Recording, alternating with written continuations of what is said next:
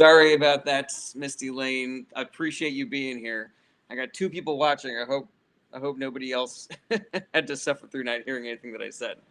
Yeah, there's a weird line where sometimes you feel like being mean can be the funny thing, but it's not difficult to take things too far, obviously. And Gary Shandling was famous for how like dry he could be and devastating. So yeah, maybe it read correctly, maybe it didn't read correctly, but you really are improvising. You're creating art on the fly, and you do get some points for difficulty every time you do it, but at the same time, things can go wrong if you're not careful. Like ask fucking Michael Richards. All right, Hog Makter Toilet and Sot says, "Hi there. Would you want to stay at a barn in Brunkflow, Idaho on December 25th?" So you're asking me if I want to like go sleep in a barn on December 25th? Like, are you trying to suggest that I am going to be the father of Jesus, or I am Jesus and I'm going to be born in that way? This bit, it's not very clear to me. Hawkmeister. Yeah, interesting. Great to see you as well, too, Miss Elaine. All right. Excellent start to the live stream, everybody. I'm here answering questions about stand-up comedy and being a stand-up comedian, and I got a special that is dropping on January 31st, so I'm out here promoting for it and here to answer people's questions. So, you got any questions about stand-up comedy? Let me know in the chat, and we will happily get to it. If you want to hear some stories about, my life as a stand-up comedian, or some stories about being on the road, there is no such thing as a dumb question. I'm happy to be a part of y'all learning more about this. I love telling stories and talking about comedy, because it is something that like you devote so much of your life to it, and you spend so many hours in dingy clubs and open mics and airports and rental cars, and yeah, you don't recognize how much of your life is this one thing until you've been doing it for 10 years. All right, Hawkmeister says, all right, regarding stand-up, what do you think was your all-time low? Oh my God, that is so easy. Because I know I've told this story before. Uh, Sociology doctor says, "Where will you be?" Question mark. Are you asking like when my next? Are you asking me about the stand-up special? Like, where am I going to be when the stand-up special is released? It's going to be released online, Sociology doctor. So I will be in Los Angeles, where I live at the time. Yeah, it's not like a live stand-up taping or anything like that. Okay, so Hawkmeister, lowest point as a stand-up comedian. This is, again, I've told this story many times before, so I didn't even have to reach for this one. Hold on a second. Let me get to Twitch real quick. Misty Lane says, Big Cock Bandit says, when you started stand-up, how long did it take for you to stop being nervous on stage? That is so funny. I know the funny names thing, definitely. Um, so I benefited from being an actor before I was a stand-up.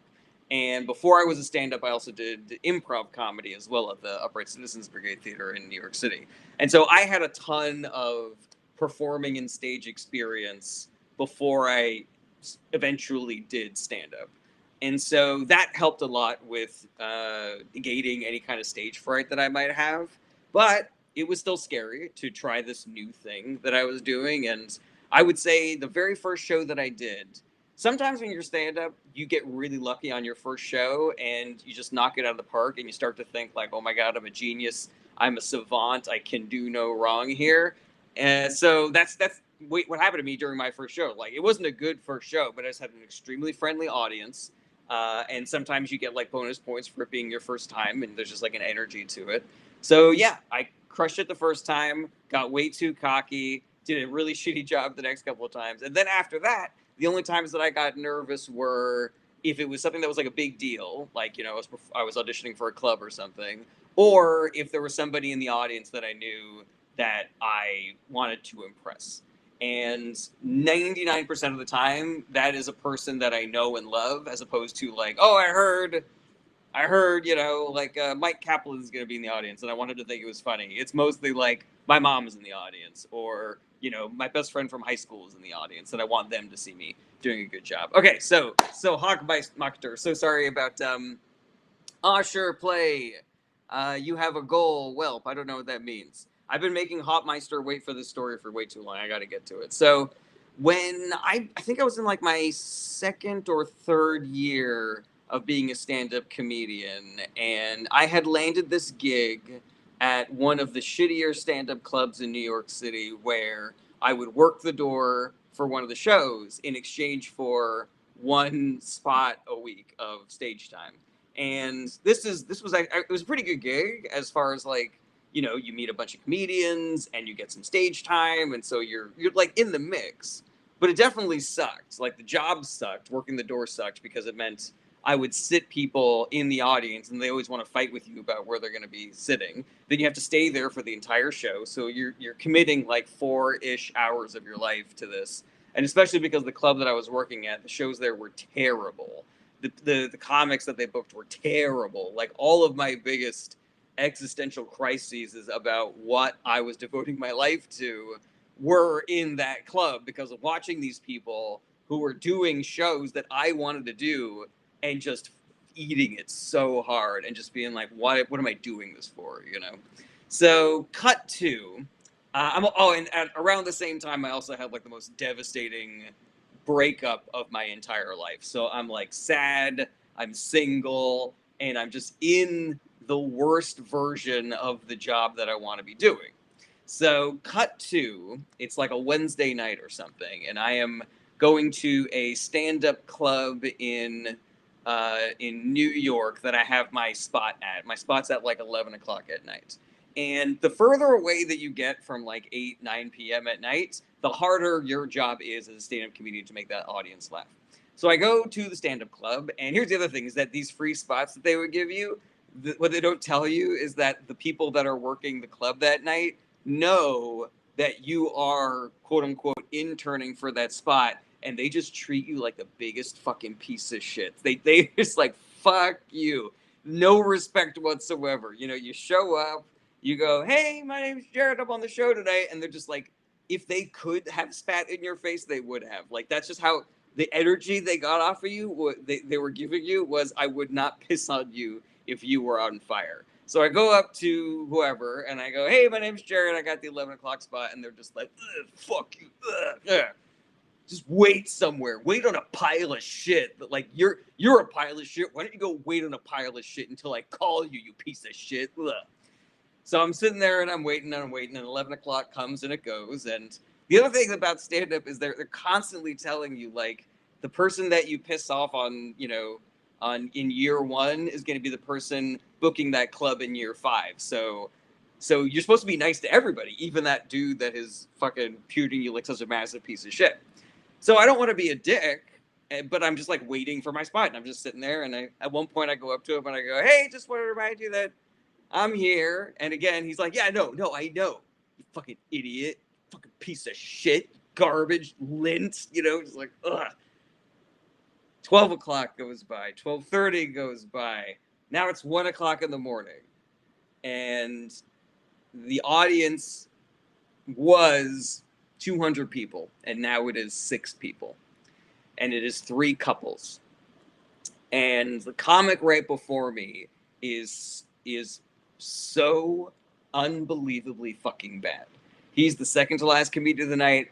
I'm the last comedian of the night. This guy, he gets on stage, tells absolutely no jokes. He's awful. And then at a certain point, at the end of his set, he goes, listen, everybody, I need you to start a countdown for me. 10, 9, 8. And then he runs off stage as everybody's counting. And then they get to 1 and nothing happens. And I'm supposed to go up after this guy. And then he pokes his head out and he goes, do it again, 10, 9, 8. They do the countdown again. He's still not out on stage. There's like silence. And then he comes back on stage. And apparently what was going on during that whole time was that he was changing into a diaper. And he came out in his diaper and he was doing some character that made zero fucking sense. And it was just so fucking weird. Everybody, it was uncomfortable and everybody hated it. And then finally he wrapped up. He went over his time, obviously. He was only supposed to be like, he only got 5 minutes, and he ended up doing, 15 or something so he could do the stupid fucking diaper bit that he was in the middle of. And then this guy gets off stage, the host comes on, and just as he is announcing that we have one more comedian for the night, all 6 people, all 3 couples get up to leave. And the host starts begging everybody to stay. And I'm just like, this is not going to go well. This is not going to go well. So they're like apologizing, like, we can't stay, we can't stay, we can't stay. He's begging, begging, begging. And I'm there on the side. I knew the host. His name was Corey. Super nice guy. And I was saying to Corey, I was like, Corey, just don't, man. Just don't. Let's get the fuck out of here. And he could tell that I was like busted about it. And he was giving me like his best like pep talk afterwards. So everybody leaves. I'm fucking miserable. I just spent like I forget how, I got there at like 10:30. And this is like 1:30 in the morning, something like that. So I just spent like, what's that, like 3-4 hours just waiting around for this spot that never fucking happened. And I just felt, and everybody there, except for Corey, treated me like a piece of shit. And I had to go up after this guy. When a club puts another comedian up before you, it is their way of saying this person's better than you, because the chances that the audience is going to leave because it's too late for them to see any more comedy, it increases exponentially as every comedian goes. Obviously, there's like some exceptions, like the host obviously goes up first, and then there's the feature and the headliner. But I'm talking about on like showcase shows where there are like 6 to 8 comedians, and it can be even more than that sometimes.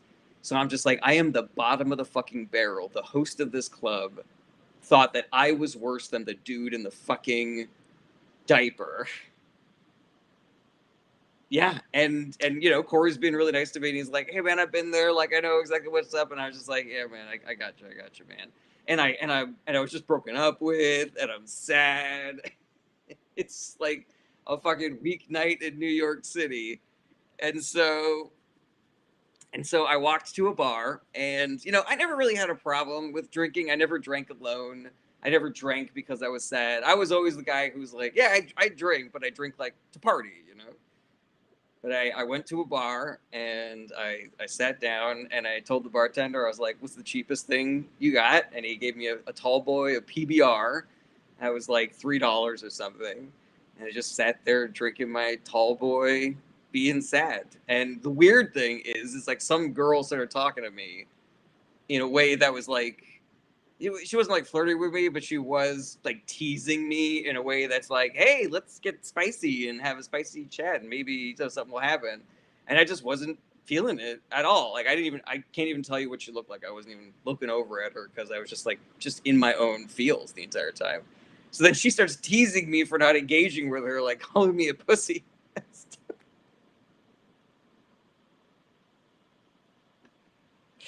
Oh boy, yeah, that was a rough one, man. That was a rough one. But yeah, it hasn't been that bad since, thankfully. You know. Anyways, so yeah, there's a reason why I wanted to. The reason why I wanted to hold off on that story was because I knew it was a long one. Hochmachter. I hope you're still here and we're able to hear it. You know. All right. In Mento Riku says, "Ask you anything." Okay, why is grape jelly better than grape jam? I don't really know what the difference is between those two. I guess because it's better to jelly your dick into something than to jam your dick into something. Yeah, you're asking me off off the fly here and everything better for you, man. Okay. Let's see here. Carmine says, "When am I writing a new book?" I actually wrote a book of fiction, a fiction book that my wife, who's a professional book reader, just finished reading, and she gave me some notes on it. And so once I'm done, once the stand-up special drops on January 31st, then I get to start going in for my 3rd draft of my novel, which is really exciting. Oh, excuse me. Dan Blackburn says, "I'm tired of going on after Paula Poundstone. You should be so lucky, you son of a bitch." Paula Poundstone was one of my favorites when I was growing up. And there's a show that she did for HBO where she had probably like the first, I don't know if it's the first, but like such an unbelievably tight improvised audience interaction. And as a young man who didn't even know what crowd work was at the time, I remember watching that and just being like, how the fuck do you get that funny? You know, unbelievable, man. If anybody's watching who knows the exact Paula Poundstone show I'm talking about, let me know. I'll happily recount for you what I remember about it, because it really was fucking dynamite, man. And it was part of the reason why, you know, shows like that are the reason why, you know, I started doing stand up. Right, Osher, thank you for becoming a follower, man. I really appreciate that. Misty Lane says, "Have you ever said a joke you thought was a banger but no one laughed, or less people than you thought laughed?" So, Misty Lane, that is the creative process by which almost every single joke is written. And so, you know, sometimes you get lucky and the joke lands how you want it to. Sometimes you get lucky and a joke does okay. But I would say maybe 50% of the time, and maybe that number goes down the longer that you do stand up, you are not getting the reaction that you want. And sometimes it's just, you know, you gotta reorder things or change the wording on it or something like that. But yeah, you know, sometimes you know, jokes are like these unmolded pieces of clay. And every time you do it in front of an audience, it helps you to kind of like craft it a little bit further. Right. Dan Blackbird says she can work a crowd and a vest. Yeah, accurate, man. Okay. Thank you, Ash. I really appreciate it. All right. Missy Lane says, then it's like, was it just not funny, or was the delivery the problem? Yeah, you know, sometimes that's the process. The whole process of being a stand-up comedian is figuring out how to do a joke that you don't know how it's going to go, and then try to edit it based on every single time an audience gives you feedback on it. And when you are an experienced stand-up comedian, you know, you have stuff that works. And so when you have things that you want to try out for the first time, you will kind of like couch it in those bits that work. So here's a joke that I know is going to get a good laugh and it's going to get this audience to like me a little bit. Now we'll try the new one. Did it go well? No, yes, whatever. Now we've got another joke that I know does good. Now I can sort of like save it if things go poorly. Yeah, you know, there's a tour that I did maybe like 2.5 years ago where I hadn't been on the road for a little while, so I had just like a massive backlog of material, and I wanted to do a set that was like 75% new material, but that means that there are going to be these big chunks of time where you can't put one of your bits of A material to save yourself. So I created this conceit out of nothing, where if I had two jokes in a row that did poorly, I would tell the audience, listen, I'm sorry, two of my jokes did poorly. A lot of these are new, but I'll tell you what, I have on my phone a list of jokes that are A material, and if any more of my jokes bomb, I promise you I will give you, you know, some A material. Now, luckily, on that tour, I only had to use that conceit once, because after that, I was able to kind of like refine everything so it wasn't so terrible and figure out which jokes were working and which ones weren't. But the first time that I did it was the very first show.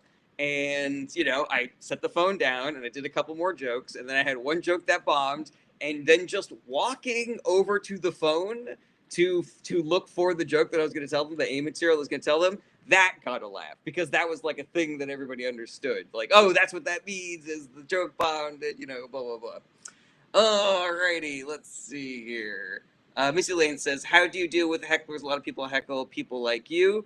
You know, I did talk about heckling a little bit before you got here, when I was muted on Twitch. So let me get back to that question in a second, and we will go into these TikTok comments for a hot second. What's up, Shork? Good to see you again. Mon.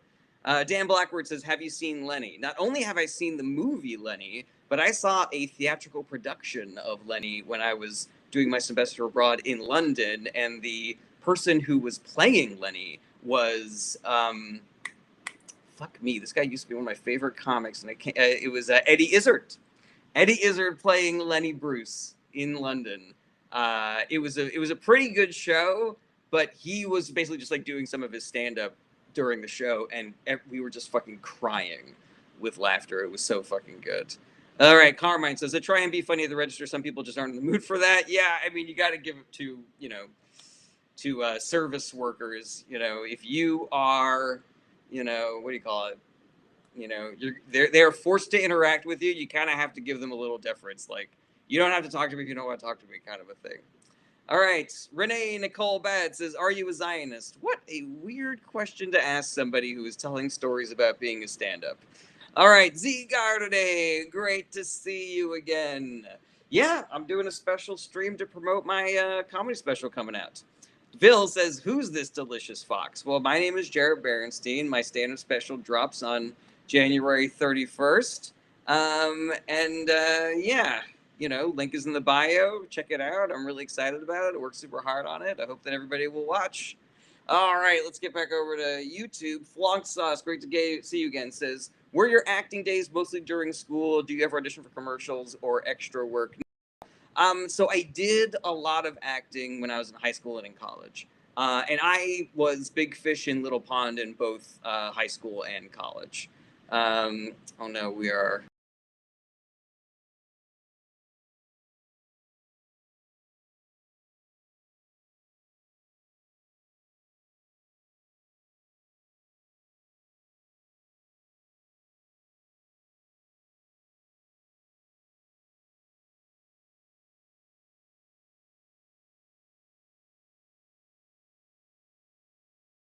All right, are we back? Are we back? We're back. We're back. So sorry about that, everybody. We had a little technical glitch over here. My bad. Anyways, so yeah, in high school, I started acting. By the time I was a senior, I was like the best actor in my small school. Then I went to college, and my college was bigger than my high school, but it was not, you know, it was not like a big school by any stretch. It was a pretty small school. And so I started there. Nobody knew who the fuck I was. By the time I was a senior, I was like considered one of the best actors in my school. And so I thought, oh, this is going to be so easy. So I moved to New York. I auditioned for a little while, and there were a couple of things that made me want to like move away from acting and into comedy. The first of which being that I hated auditions because I hated just like waiting in a room with a bunch of other actors and they're all fucking, I didn't love hanging out with them in the room there. Just like a lot of pretension and ego in those rooms I really didn't care for. But also I was a waiter at the time. It just felt like such a cliche to tell people like I was an actor also, and just it felt like there was no substance to being an actor. Like it felt like I am begging you to give me the opportunity to read the words that somebody else wrote, and you will tell me where to stand and who to look at and shit like that, and you'll give me clothes to wear. Please, please let me read words that somebody else wrote while you tell me where to stand and how to, blah blah blah. So yeah, I was waiting tables. I had $4 left in my bank account, and Backstage, which is the magazine where all the auditions are listed, it costs like $2.75. And so I was like, am I really going to spend half of my net worth right now to purchase a book to find me more auditions that I fully hate and don't want to go on? So then I decided to sort of like pivot, not to comedy, but just to drinking a whole lot with all my waiter buddies. Like I was 23 years old, living in New York, nothing to do but wait tables and then drink all of the tip money away with a whole bunch of other 20-year-olds. And we had a fucking blast, man. And it was exactly what I needed at that time in my life. I was still kind of smarting from graduating from college and not knowing what I was going to do and feeling like I had all this potential that was being wasted. And then at a certain point, I was like, I've been doing this for a while. I've just been drinking and working for a long time. Maybe I should actually start, like doing something. And then I took an improv class and kind of like rediscovered this love that I had for comedy. I did a little bit of comedy when I was in high school and college as well. And then I started to live almost a comedian, and it did not embarrass me in the same way that telling people that I was an actor did. it felt much more like it fit telling people that I was a comedian. So yeah, commercials. I've auditioned for a whole bunch. I think I've only ever been cast in one commercial, and they didn't even use my entire face; just use my eyeball. I was filming this scene. They did a medium shot and then a severe close up of my eyeball. And for the medium shot, I did my bit, and then they were shooting my eyeball. And as they were shooting my eyeball, I watched them shoot the exact same scene that they had shot with me, but with another guy. So yeah, they cut me out of that part and then just did my eye for the actual end commercial. And then I did a thing called an industrial, which is like a commercial that only gets played like within businesses. You know, if you ever worked for like a giant corporation and they have like a video to show you about their new like scheduling software, they will oftentimes hire actors for that. And I got hired to do one of those. It was basically just like glorified extra work. Right now, I only act in things that people ask me to do. Like, I don't usually go out and seek acting work just because, you know, if you're going to pick something to do, you have to love the process of it. And I'm not willing to give up on all the other things that I love doing so I can go audition. But I do really love acting. I took an acting class just to sort of like get the rust off when I first moved out to Los Angeles and just remembered how much I enjoyed acting. Right, Tyro. Yeah, we had some connection issues there for a hot second. Flonk Sauce Dragon says, "Do you have a favorite club?" Ooh, there's a lot of really good ones. You know, I've never played there, but every comedian tells me that Comedy on State in Madison, Wisconsin, is one of the best clubs. Oh God, there's this one club that the Indianapolis Helium, I think, is a really good one. Yeah, goddamn, I'm trying to remember. Not Des Moines. Yeah, I like the Heliums, and I like the Funny Bones a lot. Those are usually pretty good. Oh, and there's this one in San Diego called like, I can't remember the name of the one in San Diego. It's called like Mic Drop Comedy in San Diego. That room fucking kicks ass, man.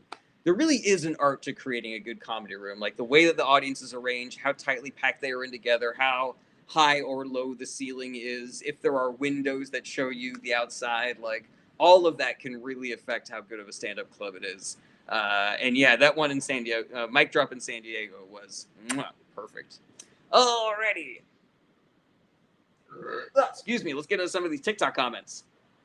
Carmine says, "When are we doing a hair tutorial?" Never. Thank you very much. Z Garde says, "Thank you for the distraction for my constitutional law homework." Oh my God, you're going to be a constitutional lawyer. That's so great, Z Garde.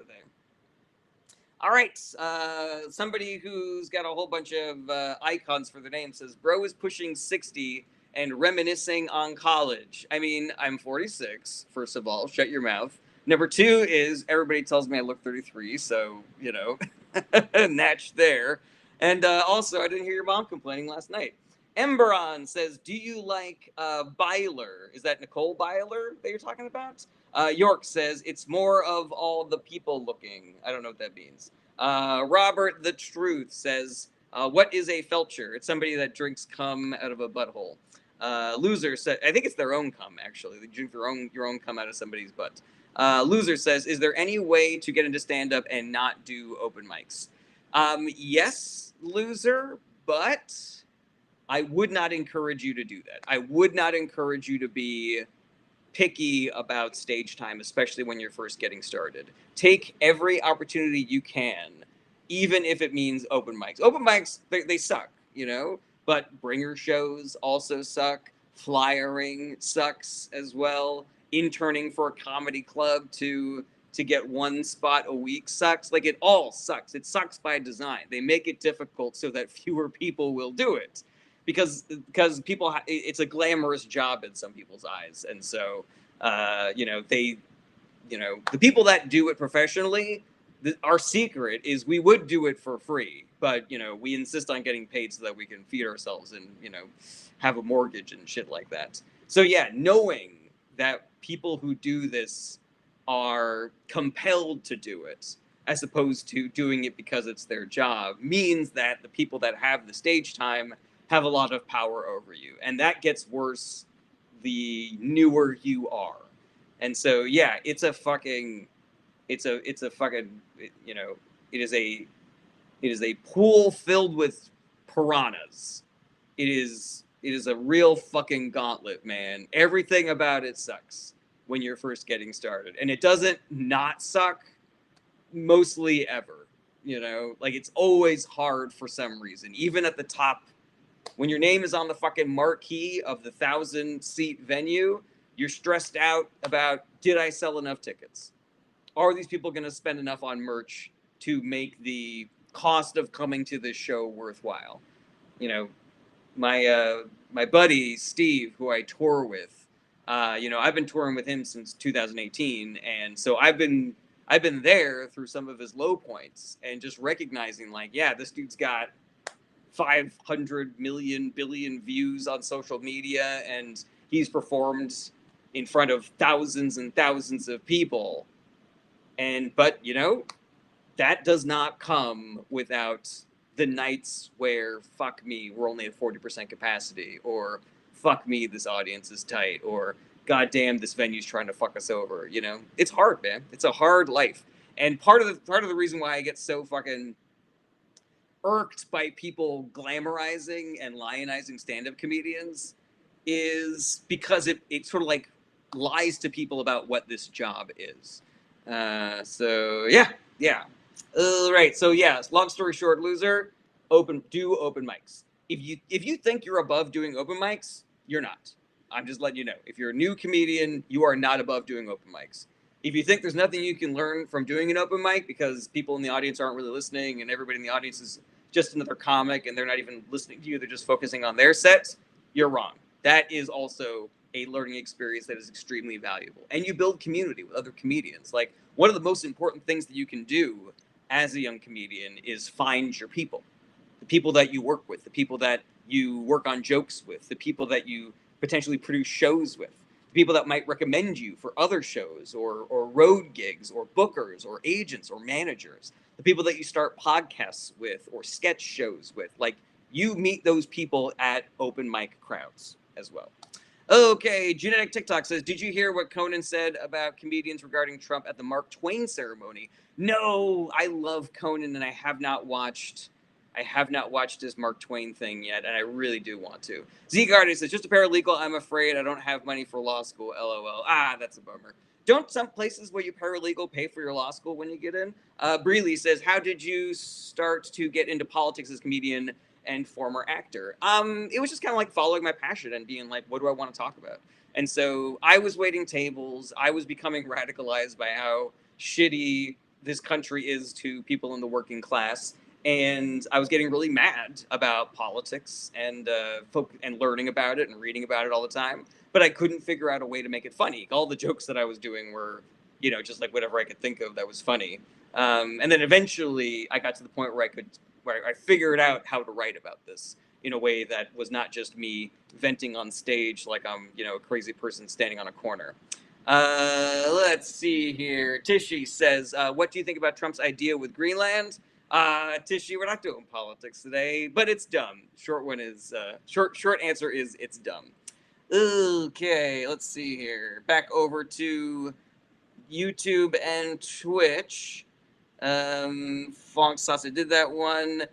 Misty Lane says, does anyone remember Dane Cook? That dude was funny as fuck. Yeah, I thought, what was that one that was like really popular? Retaliation? I thought that was a great album. He got a little over his skis though. He got a little high in his own supply. There is a danger to becoming successful. That's the thing about entertainment that I just want to I want to tattoo onto everybody's brain that's thinking about getting into it, which is that there are so many pitfalls. There are so many ways in which it can go wrong. And one of the ways that it can go wrong is if you become successful. That's so fucking terrifying that if you succeed in your goal, it could be the worst thing that ever happened to you. And I think for Dane Cook, maybe he unfortunately had a little bit of that too early. Gary Shandling had an incredible quote about that, where I think he was talking to Sarah Silverman, and Sarah Silverman was lamenting about how she felt like she should be further on in her career. And Gary Shandling said, in entertainment, nothing ever happens too late, but things do happen too early. And yeah, and I think that's just what happened to Dane Cook. All right, Missy Lane says, do you think that's why Adam Sandler made his own studio? The whole begging to be an actor thing, I feel like that's why he did say he wanted to make his own movies. I think that at a certain point, when you get as famous and successful as Adam Sandler, you probably don't have to worry about that. I think it was more like, why am I allowing these people to make so much money off of me when I could just make my own studio? All right, Missy Lane says, is there a comedian you ever wanted to meet? Alive or dead? Ooh, a comedian that I would really like to meet. That's a really good question. The thing is, like, I could go out and meet basically anybody that I wanted to, but when you meet them, are they going to treat you like an equal? Are they going to treat you not like a fan, but as somebody that they could have like a conversation with or do bits with or something like that? Yeah, I don't know. And there's something also about the time that we're living right now where everybody who's famous, you have so much access to them already. Like, I know what kind of a person Mark Maron and Bill Burr are because I've listened to their podcasts and I've seen them. I'll tell you the comic that I would want to hang out with the most and who I would want to see me as a peer and like go get a beer with and chat with is Anthony Jeselnik.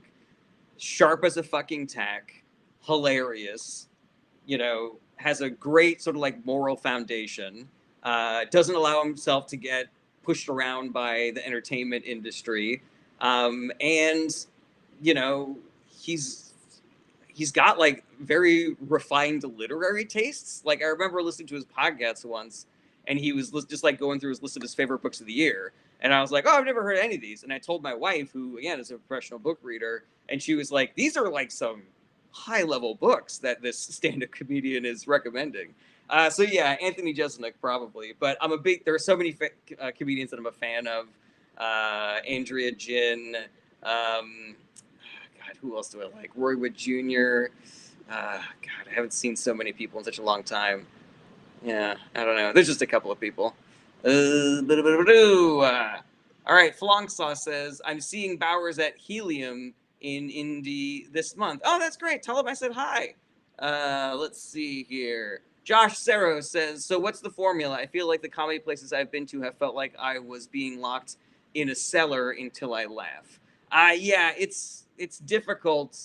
So many stand-up comedy shows these days are what are called showcase shows, where you're not there to see necessarily one comedian. You're there to see comedy, and we're going to show you between 6 and 12 comedians that you probably have never heard of, but we are telling you that they are good enough for you to sit here for 90 minutes or longer. And what we get out of it is you have to buy 2 alcoholic drinks that we massively overcharge you for. So yeah, those showcase shows can be a real fucking beast if you catch the wrong ones. Yeah, how do you catch a good one? I don't know. I guess look for the comics that you like and then try to go see them perform instead of going to a showcase show. If you're somebody that likes supporting younger comedians, then those showcase shows are great. You get to find up and coming stars, and those are hungry comedians. Like you go see Bill Burr, he is not going to care if your seat is occupied or not. But a young comedian loves every ass in every seat equally. All right, let's get back into some of these TikTok comments. Let's say, yeah, Mia, we're doing a special live stream to promote the album coming out on January 31st. Z Gardaday says some places we have to be really good and sign a contract for that kind of thing, and I'm old. Yes, I see. Well, I have faith that you can make it happen, Z Gardaday. Breeley says, were you always a Democrat, or did you become one after becoming a comedian? Some say they become one after comedy. No, I would say that I was always a comedian. I was obsessed with stand-up and improv when I was growing up. It took a while for me to actually take the leap and do it myself. But if you had asked me at a young age, like, do you consider yourself a comedian or obsessed with comedy or in the vein of that, like I was always a performer and I loved comedy. Like me and my friends were obsessed with comedy growing up. So yeah, I would say that the thing that made me a comedian was like growing up a middle child and watching stand-up comedy and falling in love with it.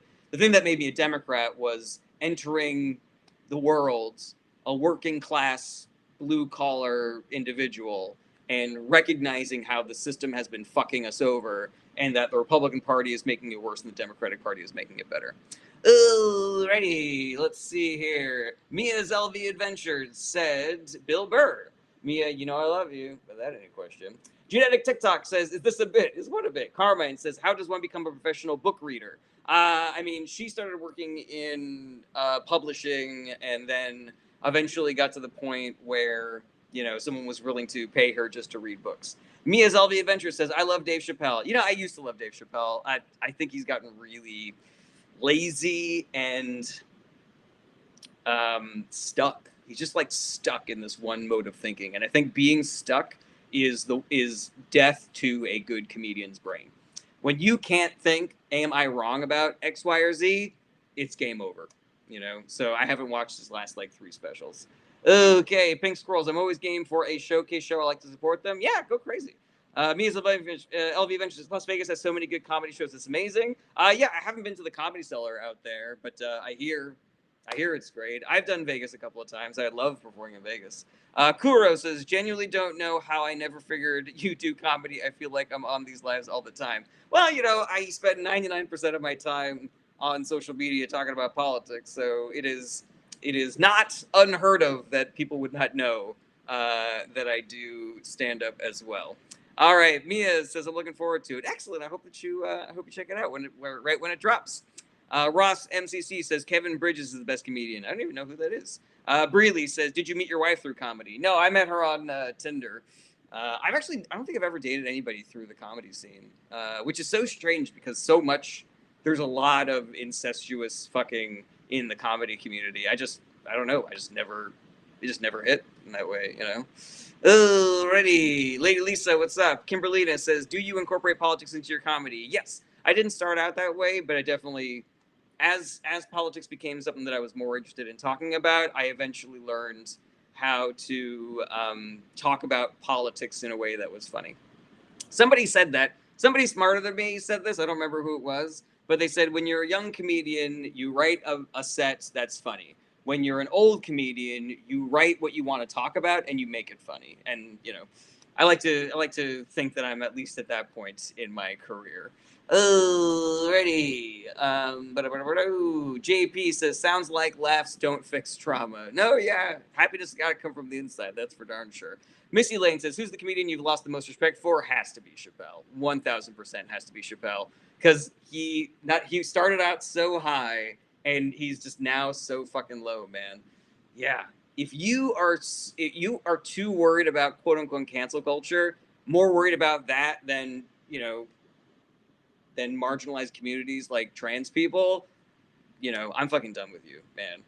And the thing about Dave Chappelle also was that as he matured, he started asking a lot of the audience. He started asking us, stick with me for the next 30 minutes as I tell this story, and it'll eventually be a punchline, and it will be great. And I honestly found those shows to be really fascinating and intriguing, and I thought the jokes were good, you know? But then, you know, the actual substance of what he was talking about changed. It just became worse, you know? So, yeah. Alrighty, let's see here. Misty Lane says, as you've gotten older, has your comedy evolved, and do you ever have to age down your jokes for younger audience? You're not that old.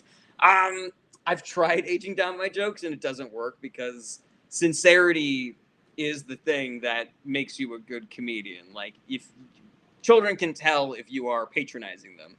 I used to get booked on these prom shows in New York City that I thought were going to be like a lot of fun and ended up being a total fucking nightmare because I was like, oh, these kids are going to be like drunk and ready to have a good time.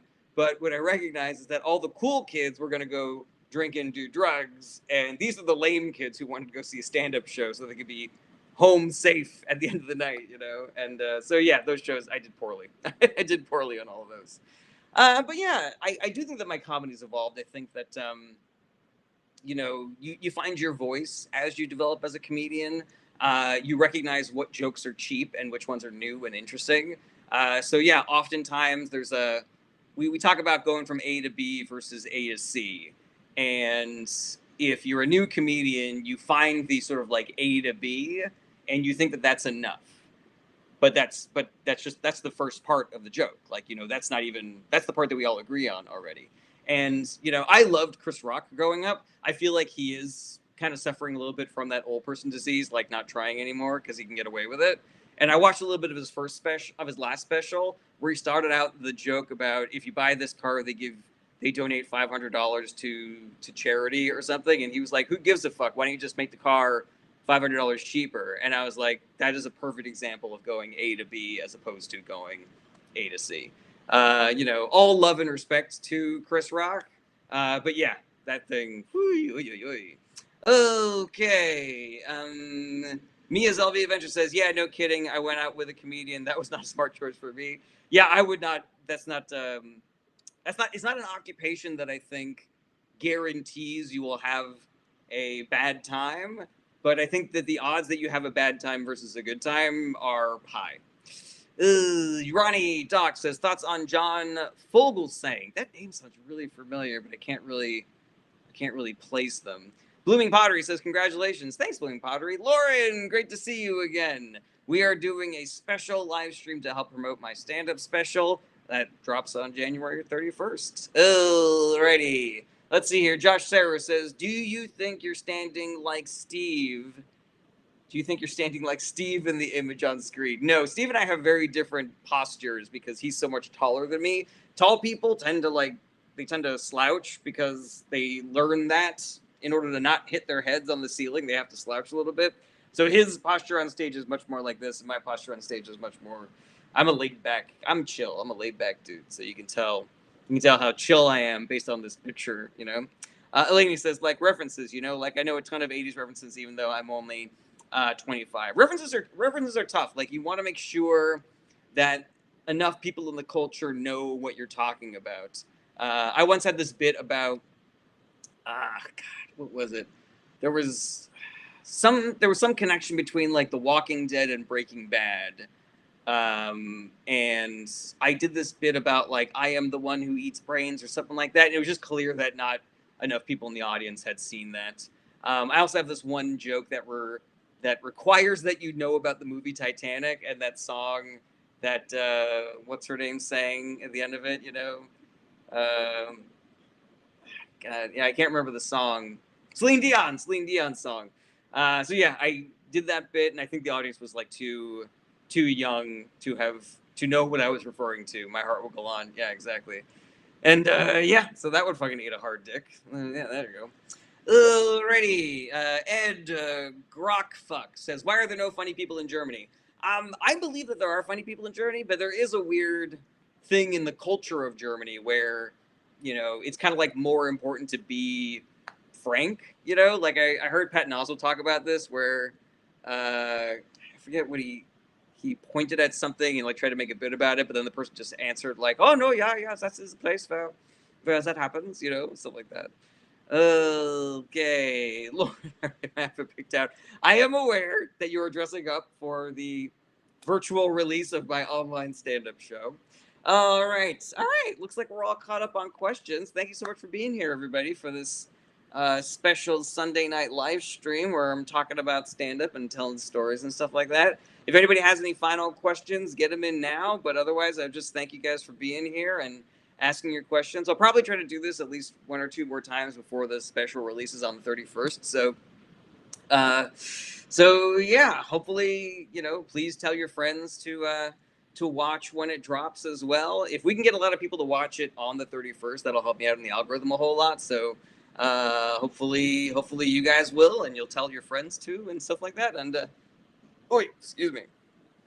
Otherwise, I will see you guys tomorrow for the regular political stream.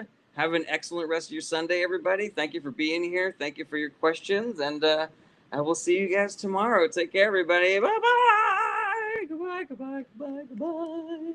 Goodbye. Josh says, will you tour in Toronto at some point? I don't have anything in Toronto booked for at least a year, but I've done Toronto before, and I will do Toronto again in the future. All right, goodbye.